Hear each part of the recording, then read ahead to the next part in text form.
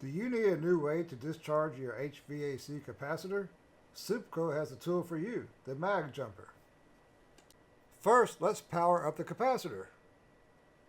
I had the black wire to charge up the capacitor so that we can prepare to discharge it.